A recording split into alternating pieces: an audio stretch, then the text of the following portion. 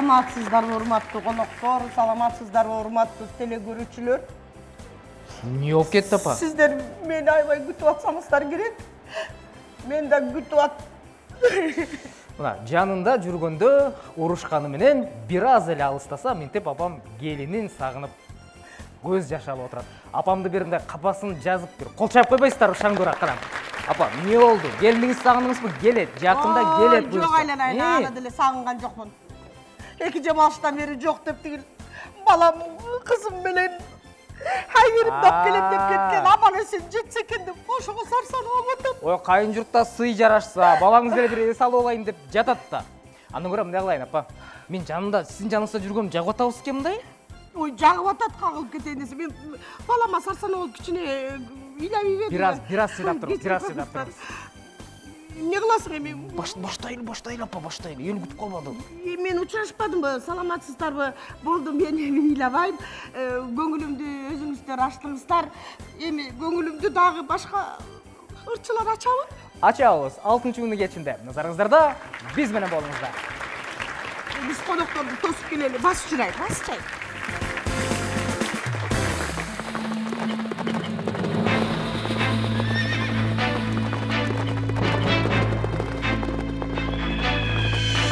Kulacın jayıp kütkön kemeken, izdegen bakıt sendeken, Habaltadan Kırgız jerdegen, Ak kalpak kiyip obolu, har bir can üçün jogoru, ынтымакта birge bololu. Mekenim benim, çelbirep kızıl jellegim, binemin çarkıragan keng geleceğim. Eli yurtum benim, benine tazim edemin, kalasan arka kaytbay canım beremin.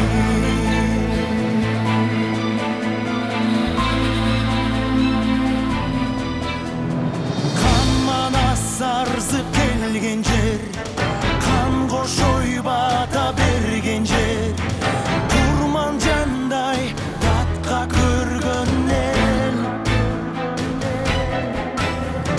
Hazırda cangan turmuştan, kemmemes yurtum ul kızdan, baldarım var çaşa Kırgızstan. Mekenim benim, çelbirep kızıl jellegim, binemin çarkıragan keng geleceğim. Eli yurtum benim, benine tazim edemin, kalasan arka kaytbay canım beremin.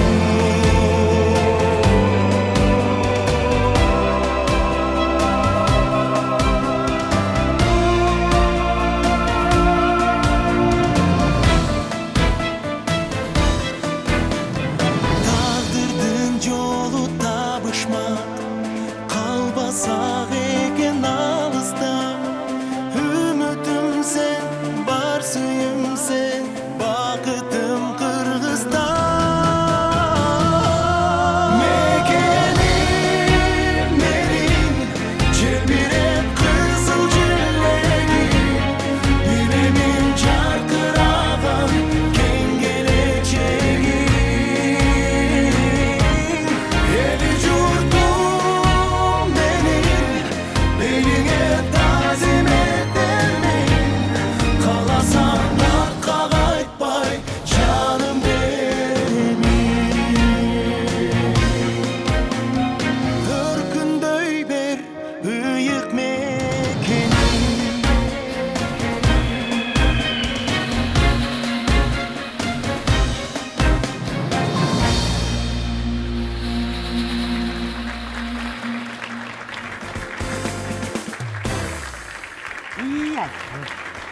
Мен азыр туруп алып, могу жакшынакай кырларды угуп отуруп, анан каяктагы жаш кезимдеки сулуулугума суктанып келдиң сен. Сен менин жаш кезимди эстесең, мен болсо өзүмдүн балалыгымды эстеп атпаймынбы? Көпөлөк кубалап ойноп жүргөн балалыгыңызбы? Анан ал көпөлөктөрдү кармап алып, анан китептин ортосуна салып, аны катытып, анан чогултуп, кимде кандай, бирөөндө ак, бирөөндө кара түс, ушундай сонун көпөлөктөр бар эле да. Азыр ушу шаардын ичинен деле бир көпөлөк көрбөйм ай. Мен деле көпөлөк кармайын деп ойноюн дейм да, силерди туурап уккандарымды кылайын депчи. Көпөлөк таппайм десеңиз, көпөлөктүн баары каякта? Ой, билбейм каякта экенин. Көпөлөктүн баары ырларда, апа. Апе, Азыр ырда болуп калыптыр да көпөлөктүн баардыгы. ким урдайт экен аны? Айгүл Чалова айткен. Апе, Айгүл Чаловабы? Баягы Айгүл Чалова, билесизби? Ооба, ал каяка кеткен? Ошо көпөлөк кубалап жүрүп. Көпөлөк кубалап жүрүп, аны ырга жазып, анан бизге келиптир. Угалыбы? Ооба. Айгүлдү да угалы, көпөлөктөрдү дагы көрөлү. Жүрү.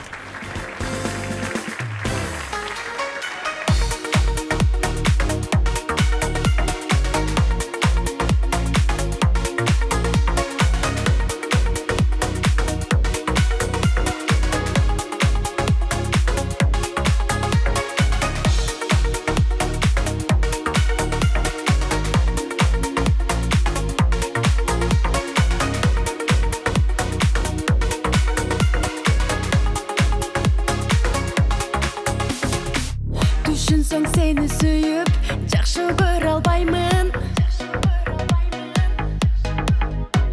Düşünчү мени кечир, көңүл бөлө албаймын.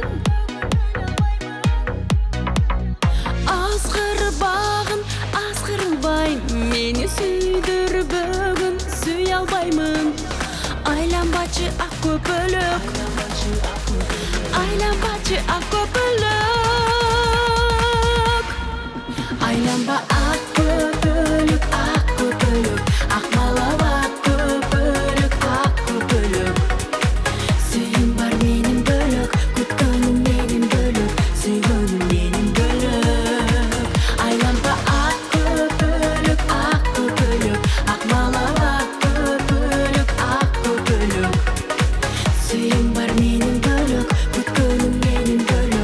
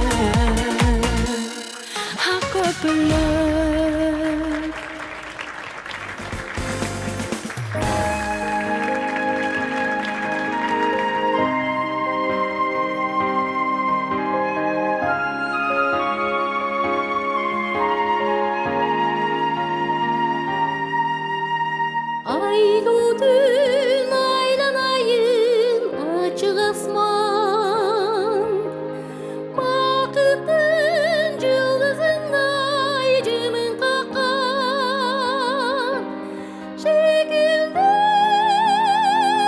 бар таттуу бул дүйнөдө жарышкан эки жаштын махаббаты.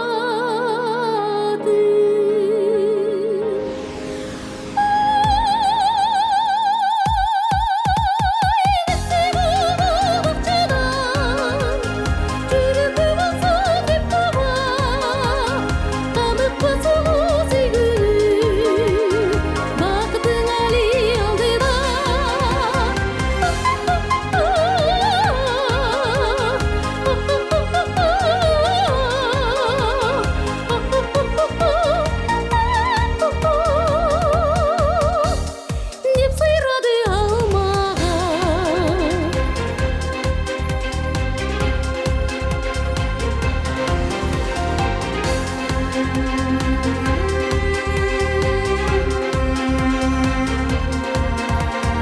Сайрады бұлбұл үріп тал бағында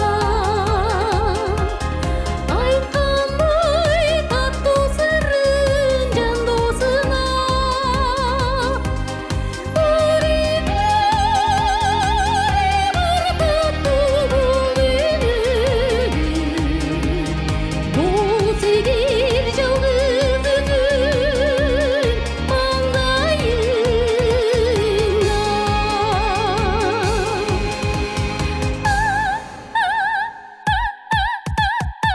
Сен ала бакчадан жүрүккө болсо деп таба камыкпа сулуу калкажан бакытың али алдыда.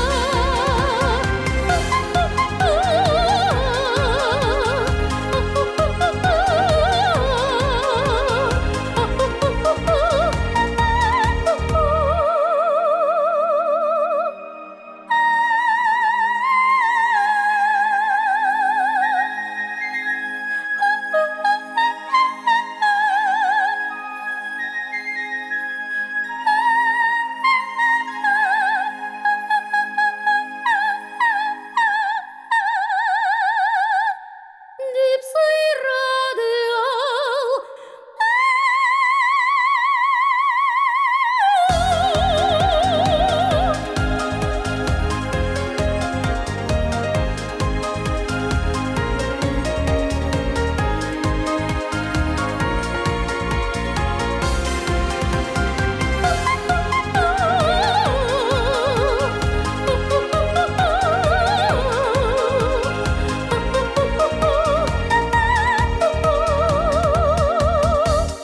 деп сыйрады ал маған.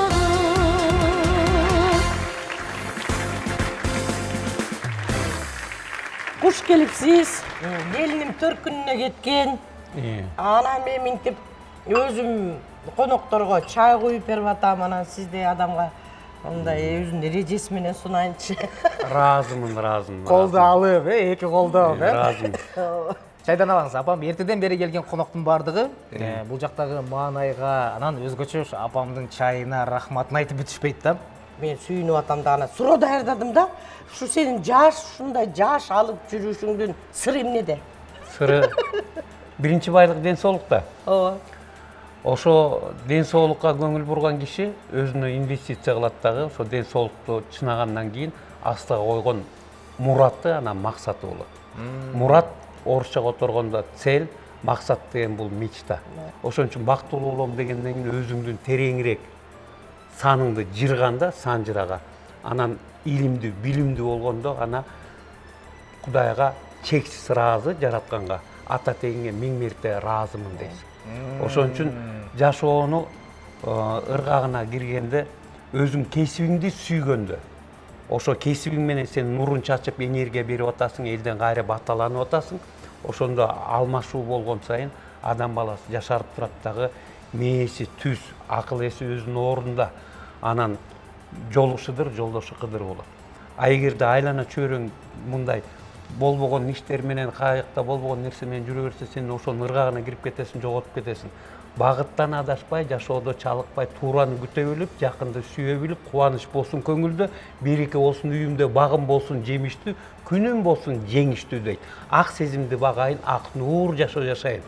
Жараткандын нуру жасын, ак жалгасын деп эртең менен турганда эле чексиз жаратканга миң мирте ата тегиме ыраазымын деп ыраазычылыкты биринчи айтып, анан эл менен жүрүшүп, элдин кичүүсү болуп, ошо кыргыздын салтын, наркын, насилин, үрп адатын, дастанын, манастын илимине сугарылгандан кийин анан багыттан адашпайсың дагы, багыттан танбай, баалууну кармап, басыгың түз болуп, сөзүң ак болуп, мээнетиң күч болуп, жемишиң таттуу болуп, казынаң толо болуп, камкордук элге болуп, касиет толуп турат, жашооң бермет болот, жаңылган күнүң жок болот. Ошончо кыргыздын илимине сугарылып, кыргызды даңазалап, ошо аска зоо чокусуна желең желбирет турам десең, ошо мен кыргызмын, кыргыз элине кызмат кылам, бирок сапаттан сыпатка өтөм, тазалануудан арулукка өтөм деп, ошондой астка койгон муратың, анан максатың болуш керек. Жөн жашап өтпөй. Менин оозум ачылып калды. Мен музыкант менен сүйлөшпөйм, академик. Ойчул, негизи жылдын айтты мага. Жылдын мотивациясы болду окшойт азыр Мен карабайсың азыр илим. Биз деген табияттын сырын билип, жаныбардын тилин билишибиз керек. Ошон үчүн жана аспаптардын деген алты эле көсөнөгүнөн эмнени таап атабыз? Хроматизмди.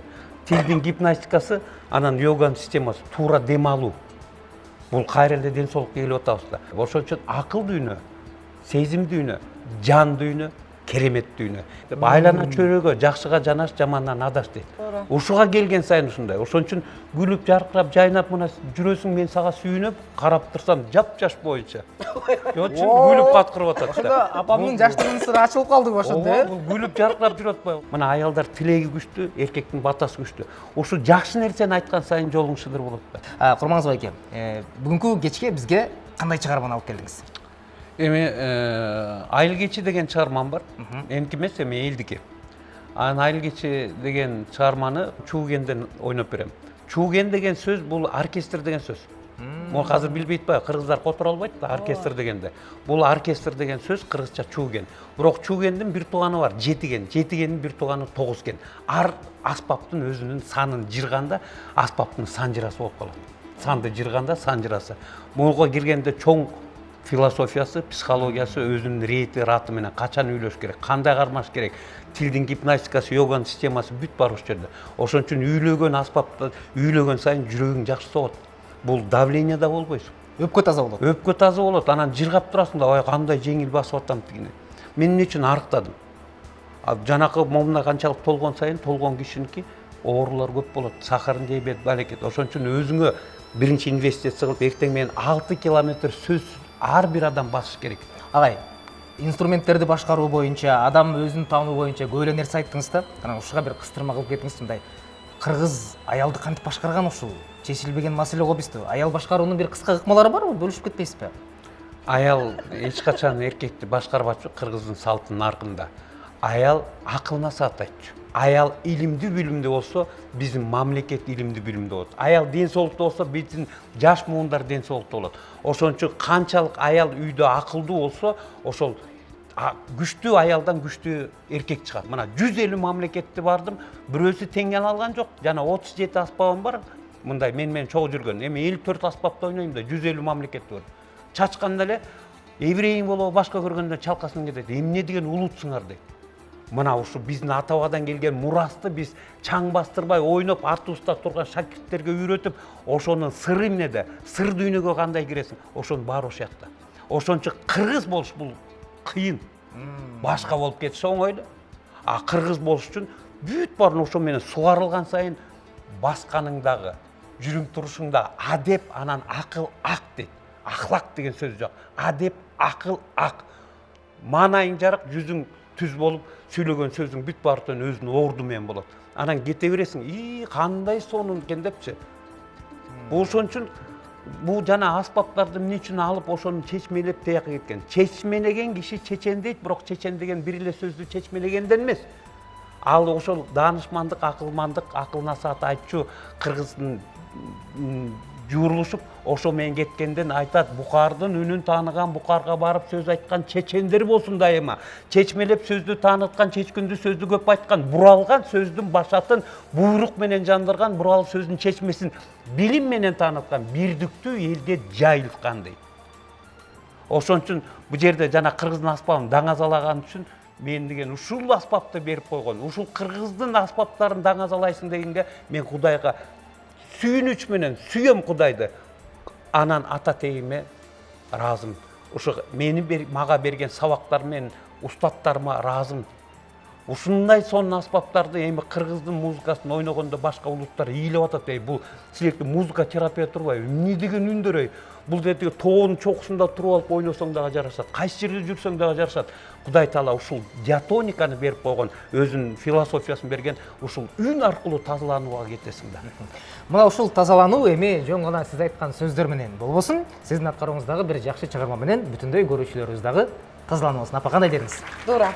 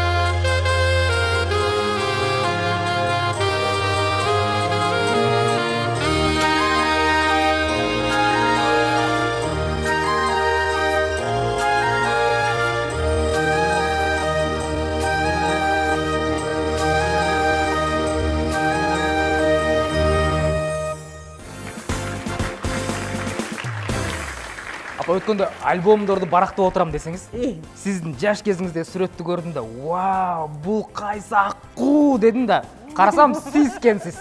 Ооба, элдин көбү эле мени адам эмес, бул аккууга дешчү да. Ошо да, мен ошону Качан учат депчи. мен ошону сүрөттөн көрдүм да апа. Анан ойлоп койдум, мындай сырды эл билиш керек дедим. Билиш керек. Сулуулугуңуздун сыры менен бөлүшүңүз. Эми мен билбейм анын сырынчы, мунун сырын эн атаман сураш керек го. Ошолор жараткан да сизди, э? Ооба да. Кананда, апамдын сулуулугунун сыры сиздер эмне деп ойлойсуздар? Муну ойлонуп атканда жөн ойлонбостон дал ушул сулуулук жөнүндө ырды угалы. Апа жоктур, мага айтты болсун, келинчегим айтты.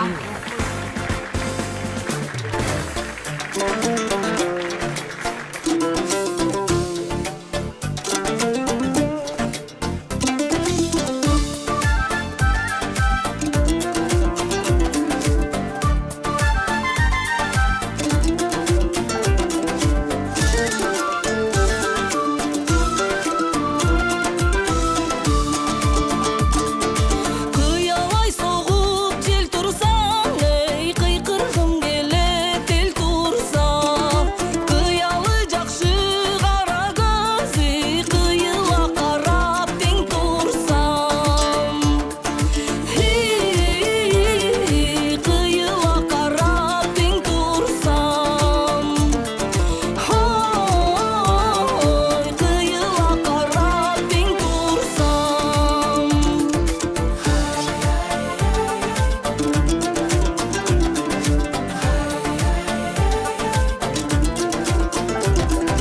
Бишиң бир бермеп тизилгени, тиктесем жүрөк ezilген. Чыдабай туйлай жүрөгүм, чын сүйүү деген сезимден. Чын сүйүү деген сезимден. Чын сүйүү деген сезимден.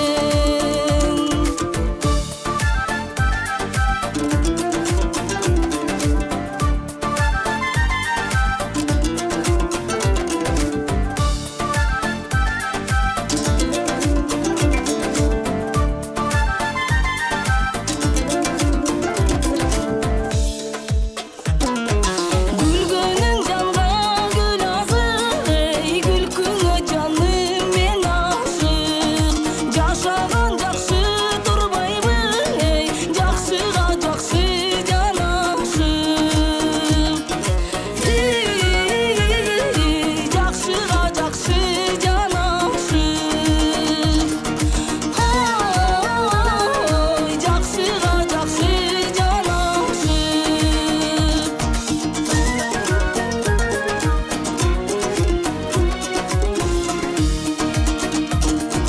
Кыялай соғып жел тұрсаң, ей қиқырғым келет ел тұрса.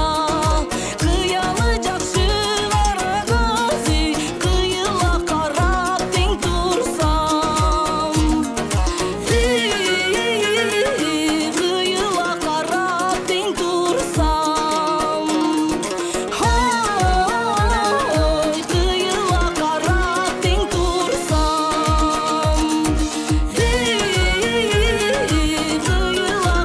қарап тең тұрсам. Қиыла қарап тең тұрсам.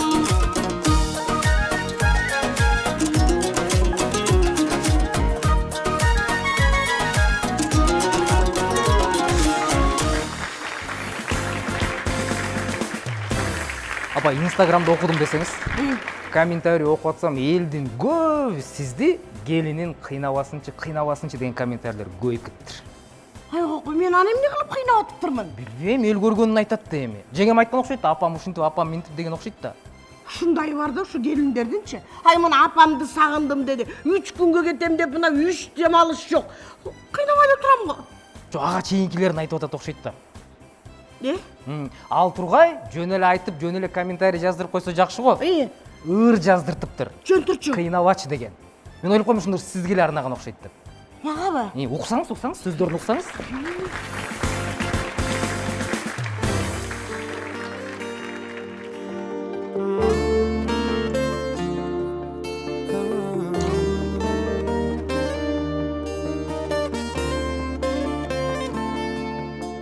Сезимдерим алып учат, сени көздөй жайып кучак.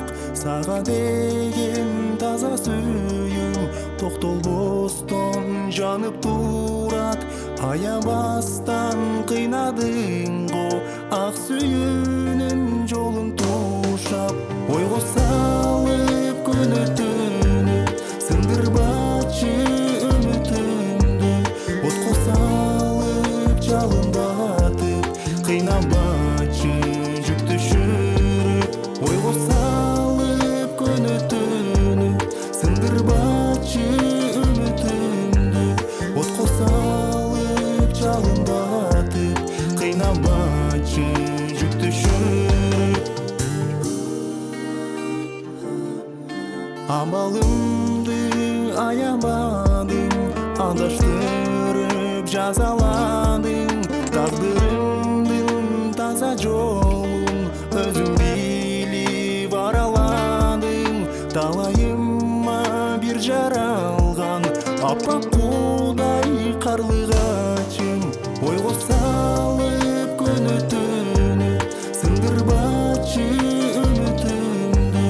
Отко салып жалындатып кыйнабачы жүк түшүрүп.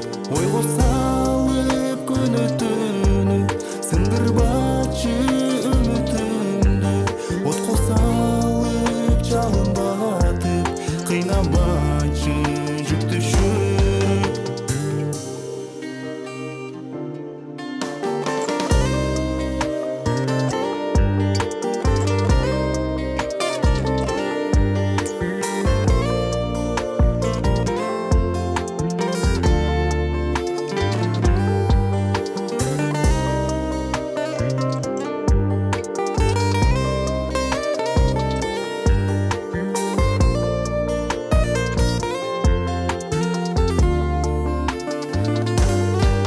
Ойго салып көнөтүнү сындырбачы үмүтүмдү.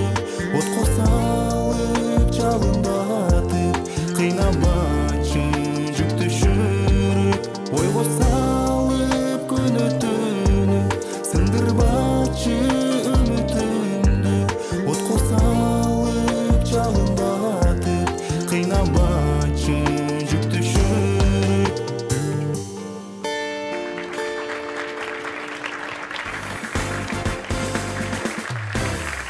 Мына бизде конокто борончу байкебиз келип отурат. Сизге мындай бир суроо бергим келип атат да.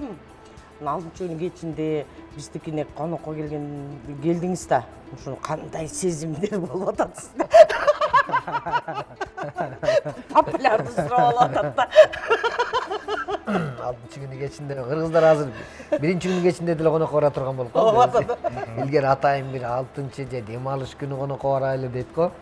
Азыр съемкада отуруп деле шашып эле конокко кетип атабыз деп элечи. Анан эми болуп тура берсин.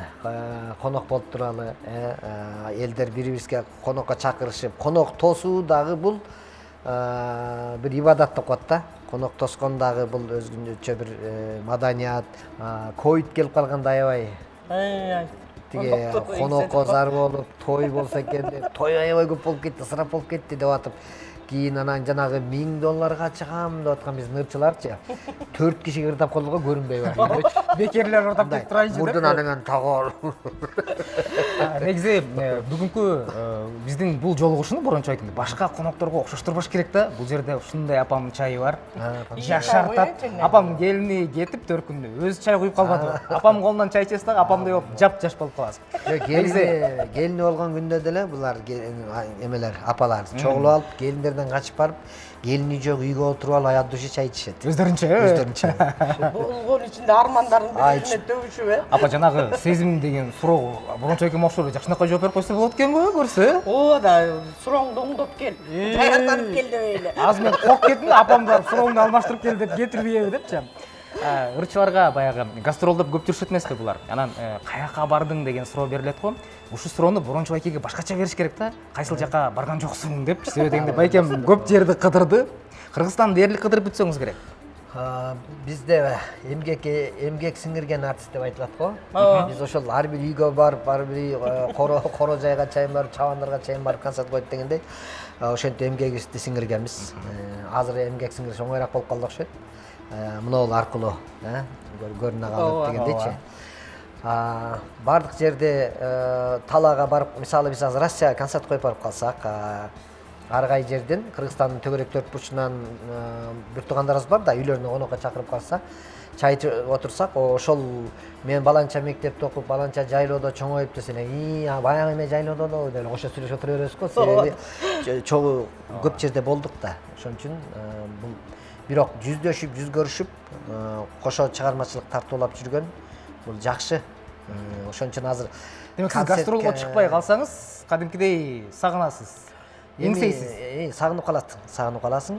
Бирок кичине баягы курагың эме болуп калгандан кийин, жаш болбогондон кийин бир чети жол жүргөндөн эме аябай тажап калат экенсиң. Бирок канча жол жүргөндө тажасаң деле, мына жаздын күнү кайра ушул Бишкектен чыгып алып ош тарапка кеткиң келет да. Аябай сонда кыскалдап өсүп калган учур. Жазында. Ошондо мындай бир рахат аласың. Ар бир жерден шашпай кетиш керек да. Раматлык баягы Рахман агай оштон чыкканда, кечегин оштон чыгыптыр десе бисмет коет элек, жуманын аягына келип калат турбайбы депчи. Ал киши көрсө ар бир нерседен рахат алып жашач экен да. Ал бүгүн оштон чыгат дагы бир жарым саатта Жаллатка келип, Жаллатка жатып алып, эртеси күнү ал жерде достору менен баарлашып, эртеси түштө баягы шашып мен жетип калышым керек дечи эмес экен да, такыр ойлонуп көрсөм. Аны эртеси түштөн кайра Жалал Абадтан чыгып келат жолдон, Ташкөмүргө келип жатып калып. Жолдон мындай жумуштарын кошо бүтүрө келип, конок караны барып бүтүрө келишкенде, барып чыгармачылык дема. Ар кайсы жерде чыгармачыл достору бар да, алардыкына барып бир күн аныкына конуп, аны менен сүйлөшүп отуруп, ошентип отурган Токтогулга келип конуп, ушинтип отурган 3-4 күндөн кийин келет эле да Бишкекке. Мен неге мын депчи, биз болсо чыгып алып, жан талашып, эртең менен чыктык, саат ушул 4-тө барып калышыбыз керек да. 4-тө бардың жатасың эңшейип, ошол. Апам эле айтып калат да сиздичи.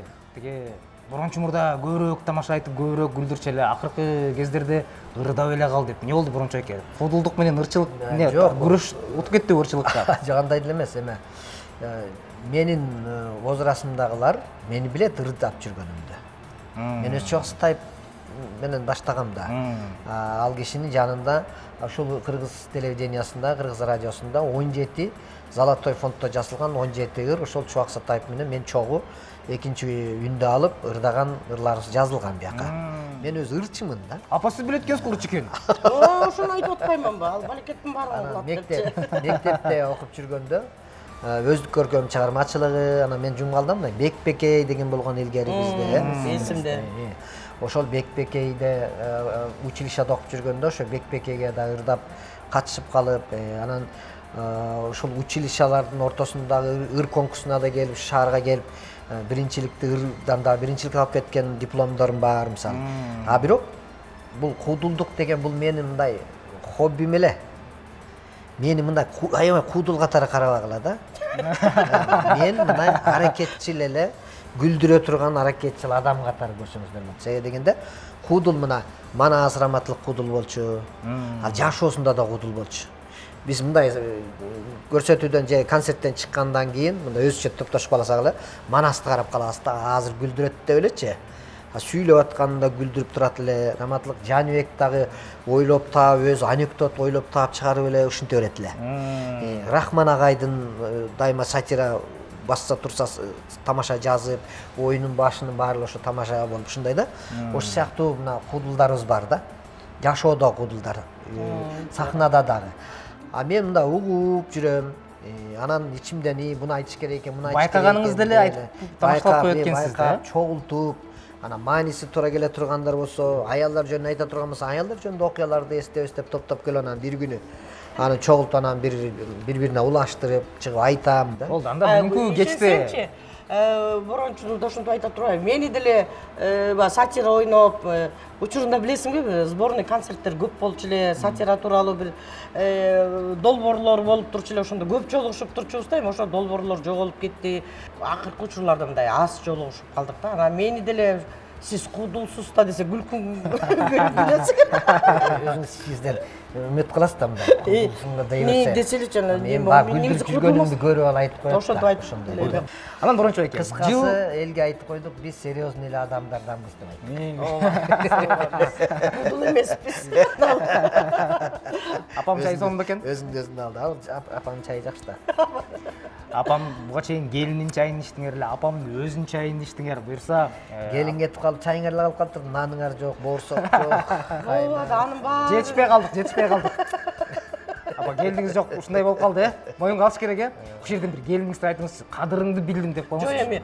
эми баягы эл ойлогондой эле биз деле Борончону кудул деп ойлой берип, жана сүйлөй берип, бизди күлдүрө берип, тамак ургап калабы деп эле жайлап койгон. Кишини апенде кылат экен. Борончо эке, ушул жерден күлдүрмөсөңүз болбой калды бизди. Анда эмесе бир ыр угуп алып туруп, андан кийин Кайра күлкүбүздү дагы сөзүбүздү дагы уланталы,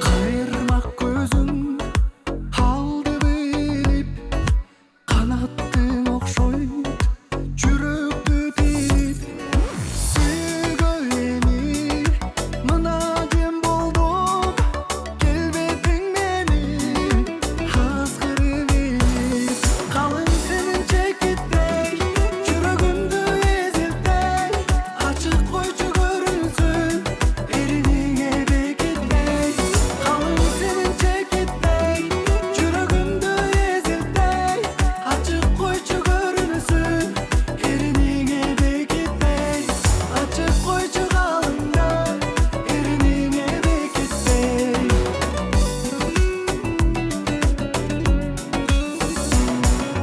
Gündün orduna sen çıksan gelip canında bolum neyin nur bulup girip Haydın orduna sen çıksan canım yıldızın bulup ey yüreğimin deyik kalın senin çekitmey çürügündü eziltey açık koycu görünsün eriniğe bekitmey kalın senin çekitmey çürügündü eziltey açık koycu görünsün eriniğe bekitmey açık koycu kalınlar eriniğe bekitmey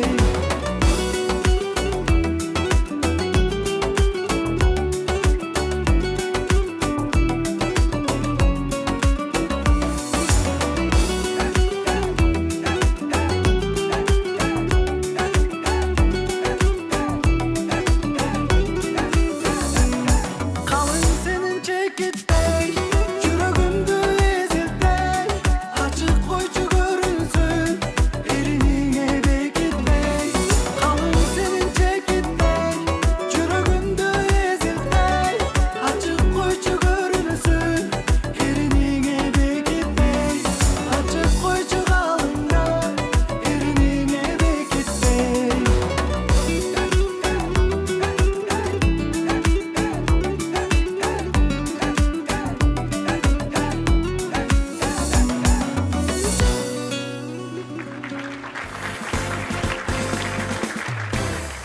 Кайненеге келин жакпайт экен. Чындап эле жакпайт. Супер келин болсоң да жакпайт. Кандай болсоң дагыбы? Баары жакпайт экен. Анткени себеп жерде мен келиндерге тамашалап мынтип айтып калам. Эгерде кайненелеңер жөндөн жөн туруп эле уруш чыгарып ийсе да таарынбагыла, сей дегенде анын аркасында бир мааниси бар деп. Мисалы, үйлөнө электе баласы, бала өзүнүн баласы да төрөгөн, чоңойткон, жакшы көрөт. Анан кийин эле үйлөнгөнчө эле баягы баласы келген сайын жумуштан келсе, сабактан келсе, апа кандайсыз деп учурашып бетинен бирдеке алып келсе берип, апа деп. Анан эле үйлөнгөндөн кийин эле көнүп калган да ошого, туурабы? Үйлөнгөндөн кийин караса эле тиги акырын апасы отурса жумуштан же сабактан келсе акырын апасын алып келгенде мен бияка акырын катып алып эле наркы келинчегин алып кетип атса, бул испишөккө түшөт. Принципе карап тур сени дейт. Эсте калат бул жакта. Эсте калат. Дың деп туруп элечи. Көбүрөөк көңүл бура баштайт. Апасына эмес, аялына көңүл бурат дем. Туруп үйлөнгөндө. Бир күн эле жөндөн туруп эле келин урушуп коет да. Келин түшүнбөй калат. Мен кандай эмне күнөө кетирдим экен, жакшы эле кылып атам го. Ошо күнгө эстеп көрөт биринчи. Эртеден бери жакшы эле кылып атам го. Эмнеге мен ал эртеден берки эмес ал. Бир жыл мурун болушу мүмкүн, 2 жыл мурун. Бир жумадан берки, 2 жумадан берки чогулуп, бир айдан берки чогулуп келаткан нерсесин алып келип туруп, бир күн чыгарып коет да. Ушундай эле булар. Атаандашуу башталат экен. Өздөрүнө эле майлай берет булар. Келиндин жашоосу менен иши жок. Ал эле өзүнчө жашагысы келет да, туурабы? Жок, ушундай. Бир дагы келинге эмне үчүн кайнене жакпайт? Эмнеге жакпайт? Жагат. Жагып эле. Алар деле жаман да эле отурушат го. Кайненем жаман. Силерден көрүп атат да. Силер отуруп келбергени жаман. Ошондо баш аягы жок. Брончо экен, мен биресен түшүндүм. Баш аягы жок. Атаандашуу баш аягы жок. Мындай тирешкен да. Бул мен мындай да эле ойлойм да. Эгерде кайнене келинди өзүнүн кызындай көрүп, жакын кабыл алып, дайыма элечи мындай өзүнүн ошо сыяктуу ошондой эле мамиле жасап эле, ошентип эле бетинен эле келе кой, мындай тигиндей дей берсечи, адам да баары бир, туурабы? Ал ошондой эле мамиле кылат. Анан жок, биз строгий болушубуз керек. Өзү мен кайнененин ордунда болушум керек, тиги келиндин ордунда болуш керек деген эле баягы тирешүү бар го. Ошентип ушинтип туруп эле анан кийин жаман көрүнүш алышат. Сөздөн сөз чыгат болуп, келиндер жөнүндө сөз болуп калды. Бактылуу болсун. Киме эне мен тамашалап айтам кайнелерге сахнада делечи, кимне келиндергечи, келиндер, апаларыңарга кандай мамиле жасай турган болсоңор, кийин да Кудай буйрса силер да келин аласыңар, анан силер ошол жасаган мамилеңерди эле ошондон бүтө бергиле. Оңой эле нерсе. Кайта турган нерсе дейсиз, Брончо аке, сиздин чыгармачылыгыңызга кайталы. Сиздин бир тамашаларыңыздан көрүп баарыбыз билип калдык. Анан ушу тамашанын жыйынтыгында Брончо аялынан коркот деген бүтүм да. Ошол чынбы? Бул жок, аялдар жөнүндө айтабыз го. Анан элдин баары эле чындап эле бар. Тойго да барып калып анан аял жөнүндө айтса элечи, тааныгандар бар да, мен аялым карай беришет деп элечи. Анан тааныгандар билет. Мен абсолютно башкача адам мен аялчы. Ал көпчүлүк жалпы аял заты жөнүндө айтылып аткан тамаша нерсечи. Демек сиздин жашооңузга тиешеси. Наоборот, мен келинчегим мен чыгармачылыгымда көп неме кылат да, жардам берет. Үй бүлөдө мындай бири-бирин колдогон болсо, чыгармачылык адамда эркиндик болсо, анан мына Брончо акемдикине окшосон чыгармалар жаралат экен да. Брончо акем, ошол эркиндик менен жаралган ырлардан бирдир да берелиби? Аял заты дагы сабырдуу болуш керек да. Мына күйөөсү чарчап келип, аял экөө отурат, анан кийин күйөөсү жумуштан чарчап келип, телевизор көрүп отуруп уктап калыштыр да. Эме күйөөсү уктап калыптыр да. Анан уктап калса күйөөсүнүн телефонуна СМС келип калат да. Азыр билесиңер да, аял уктап калганда тиги танк өтүп кетсе да ойгонбойт, трактор өтсө да ойгонбойт, бирок күйөөсүнүн СМС келсе сразу ойгонот. Анан кийин күйөөсү чарчап келип уктап калса, күйөөсүнүн телефонуна СМС келип калса, бетине чыгып калат го азыркы телефон, кимден жазган. Анан караса эле Жамила жазыптыр да, баягы күйөөсүнөчү, мен сени сүйөм деп жазбайбы. Анан десем, карабайсың, мына сабырдуу аялдар бар да. Кыйкырып өкүрүп баягы ойготуп, чурулдабай эле жооп жазып коюптур. Ал дагы сени сүйөт, ал просто азыр уктап атат депчи. Ансыгандай, мен азыр Кайрат Нуртастын "Мен сени сүйөм" деген ырын ырдап берейин. Демек, кандай жагдай болбосун, сүйүү менен кабыл алып, сүйүү менен узап коюш керек экен. Болду, анда сүйүү жөнүндө ургабыз.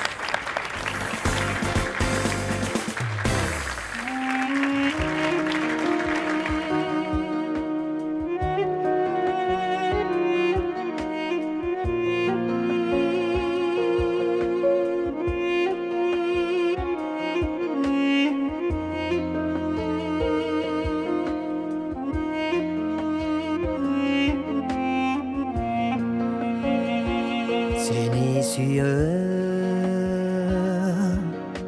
сенде эч ким боло албайт го, сени сүйөм.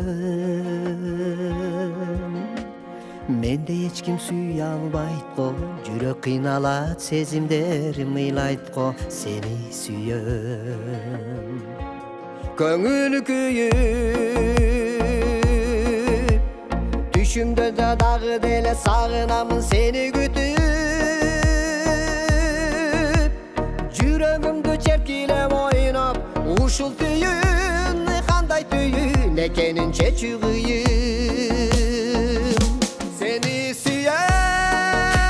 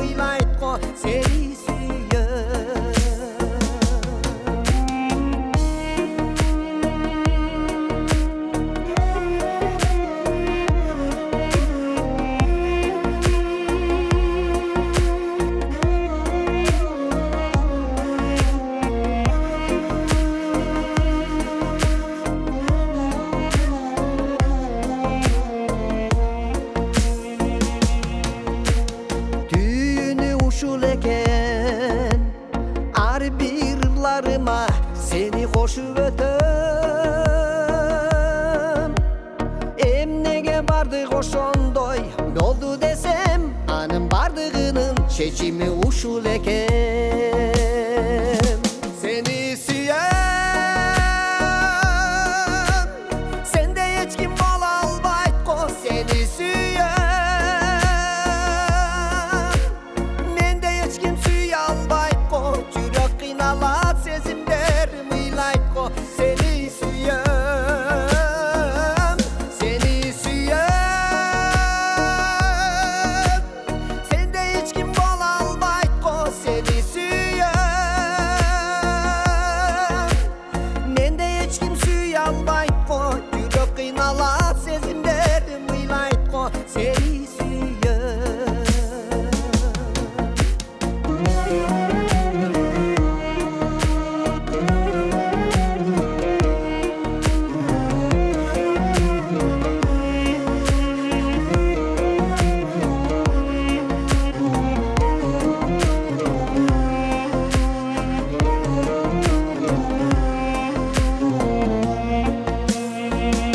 Seni sүйөм сенде эч ким боло албайт го сени сүйөм менде эч ким сүйө албайт го жүрөк кыйналат сезимдер мыйлайт го сени сүйөм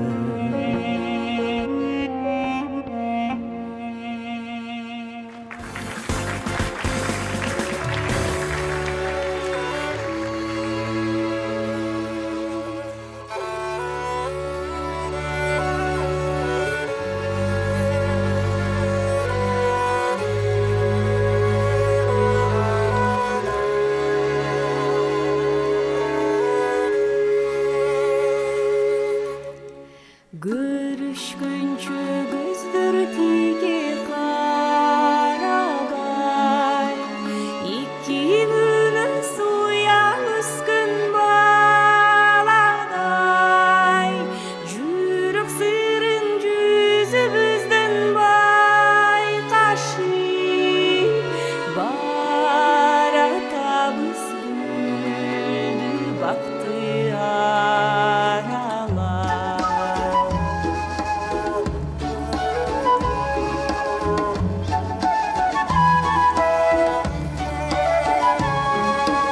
Ошол күнү таанышканбыз жаңыдан жарым карыш чыктым келбей жанымдан аппагыңды көрүп алчы дегенсиң аңгычали жарти түштү чагыма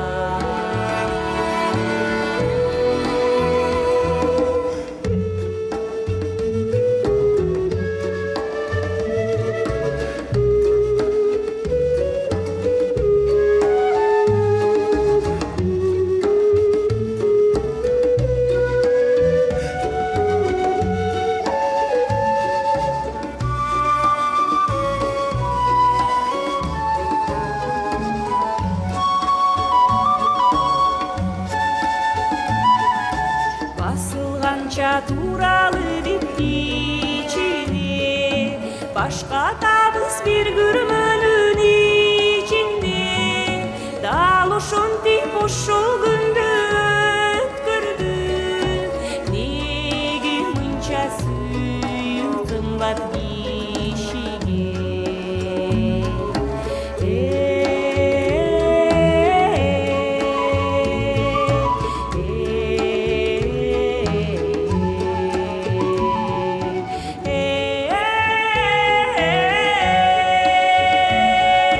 Неге мынча сүйүү кымбат кишиге Неге мынча сүйүү кымбат